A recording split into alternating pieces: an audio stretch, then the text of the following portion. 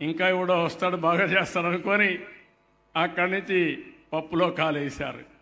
అక్కడి నుంచి నాకు వైకుంఠపాళి, పైకి ఎక్కాం, కిందన పడ్డాం, మళ్ళా మిమ్మల్ని పైకి తేవడానికి ప్రయత్నం చేయడం, ఏదో అబద్ధాలు ఈరోజు మీరు చూస్తున్నారు. గోశాలలో పశువులు చనిపోకపోయినా గోశాలలో పశువులు చనిపోయాయంట, ఆయన బాధపడుతున్నా అంట ఆ పార్టీ, వైఎస్ఆర్ కాంగ్రెస్ పార్టీ. దేవుళ్ల పైన దాడులు చేసిన మీరు ఈరోజు వెంకటేశ్వర స్వామి పైన ఇంత భక్తి వచ్చిందంటే నాకు అర్థం కాల. ఎప్పుడు వెంకటేశ్వర స్వామికి సాంప్రదాయాలు పాటించిన మీరు, నాలాంటి మా ఇంటి దేవుడు వెంకటేశ్వర స్వామి అప్పుడప్పుడు బాధ కలుగుతుంది ఆయనకు అపవిత్రత కలిగినప్పుడంతా. అలాంటి మీరు ఈరోజు కన్నీళ్లు పెట్టుకుంటున్నారు. పాపం ఏదో జరిగిపోయింది, జరగని దాన్ని మీరు గుర్తుపెట్టుకోవాలి. ఇలాంటి కపట నాటకాలు ఒక్కసారి నేను కూడా మోసపోయా.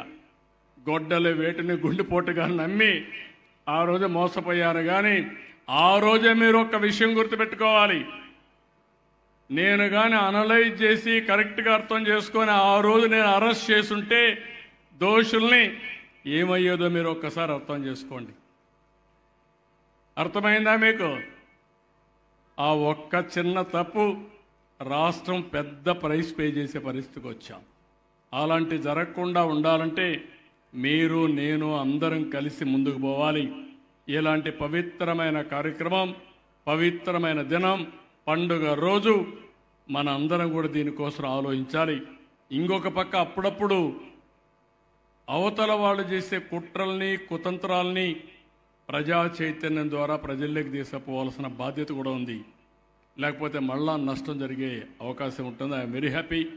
ఈరోజు కళ్యాణ్ గారిని మనస్ఫూర్తిగా అభినందిస్తూ, కానీ ఒక్క విషయం మనం గుర్తుపెట్టుకుంటే, ఆయన రాసిన రాజ్యాంగం, ఆయన ఇచ్చిన హక్కులు మీరు ఒకసారి చూస్తే, మనం అందరం ఈ విధంగా కూర్చొని మాట్లాడుతూ ఈలలేస్తూ కేకలు పెడుతూ ఆనందంగా ఉన్నామంటే ఆ మహానాయకుడు ఇచ్చినటువంటి రాజ్యాంగమే.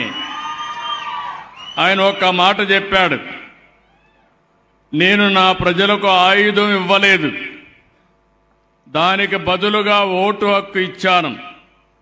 ఇప్పుడు దానిని ఉపయోగించుకుని ధీరుడిలా అవుతారో లేదంటే దాన్ని నమ్ముకుని బానిసలుగా మారతారో వారి చేతుల్లో ఉందన్నాడు. అంటే ఎగ్జాక్ట్గా మొన్న ఎలక్షన్లో అదే జరిగింది. 14-19లో ఈ మాత్రం కూర్చొని ఎప్పుడన్నా ఆనందంగా నవ్వుకున్న సందర్భాలు ఉన్నాయా అని మిమ్మల్ని అడుగుతున్నా. ఉన్నాయా తమ్ముళ్ళు అని అడుగుతున్నా. అమరావతిని ఎడారిగా అభివర్ణించారు, శ్మశానంగా అభివర్ణించారు, పైశాచిక ఆనందాన్ని పొందారు. కనీసం ఇక్కడ ఒక్క పని కానివ్వకుండా అన్ని పనులు అడ్డుపడ్డారు. అలాంటి సందర్భంలో ఇక్కడే కాదు, రాష్ట్రం అంతా ఇదే పని. ఇప్పుడు ఫ్రీగా వచ్చారు, అరిసేవాళ్ళు అరుస్తున్నారు, కేకలు పెట్టేవాళ్ళు పెడుతున్నారు. మా ఆడపిల్లలైతే ఫోటో కోసం ఎప్పుడు ఇస్తారు అడుగుతున్నారు, డిమాండ్ చేస్తున్నారు. ఇక్కడ మీటింగ్లు కూడా వర్చువల్ మీటింగ్ పెట్టుకున్నాం. ఒకరు ఆస్ట్రేలియా నుంచి వచ్చి చెప్పారు, ఒకరు కెనడా నుంచి వచ్చి మాట్లాడారు. అంటే మనం ఒక స్వేచ్ఛా వాతావరణంలో మనం మాట్లాడుకుంటున్నాం. ఇంత మునుపు ఈ మారిగా వచ్చేవాళ్ళు కాదు.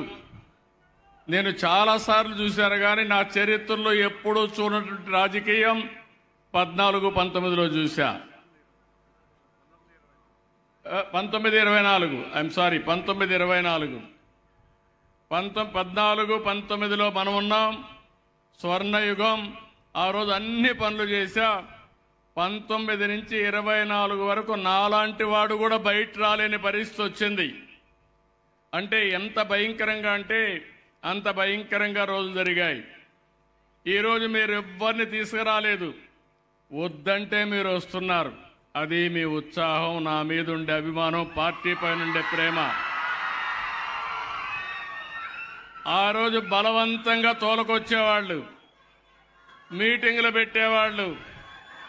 కడాన మనుషులు పారిపోతామంటే కందకాలు కూడా దువ్వారు చుట్టూరు, ఎవరు పారిపోకుండా. మనుషులు వస్తే హెలికాప్టర్లో వస్తూ కిందన చెట్లని నరికేసేవాళ్ళు. అంటే ప్రజలతో మమేకం కాకుండా ఇష్టానుసారంగా చేశారు. అందుకే నేను చాలా సంవత్సరాలుగా రాజకీయాల్లో ఉన్నాను.